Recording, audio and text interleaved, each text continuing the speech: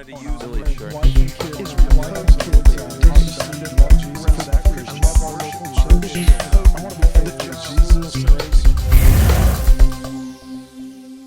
I'm Heather Gonzales, Vice President and Chief Operating Officer for the National Association of Evangelicals. We represent 40 denominations, 45,000 churches, and millions of evangelical Christians. Most evangelical Christians support the responsible use of contraception that does not lead to abortion. So when our government sets a goal of increasing public access to contraception, we are not in principle opposed. We do not object to including contraceptions other than abortifacients in employee health insurance policies, provided that employers with religious objections are fully exempted. There are many ways that access to contraception could be expanded. For example, through increasing Title X programs or establishing tax credits for those whose health insurance does not cover contraception.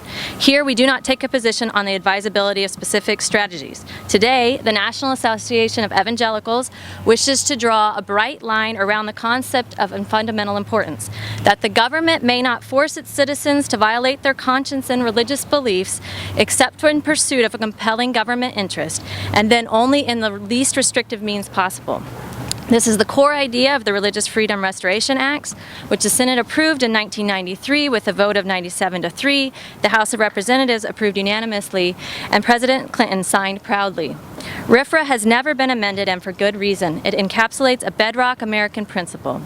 Religious liberty is our first freedom, embedded in the Constitution and strengthened over more than 2 centuries of legislation, judicial decisions, and national experience. If the United States is truly an exceptional nation, it is so in large part because we have continued to uphold our founders' insistence that our freedoms are inalienable, endowed by our Creator. Government does not create our freedom, government merely recognizes and protects it. This week, the United States Congress will debate a proposal that would actually roll back religious freedom.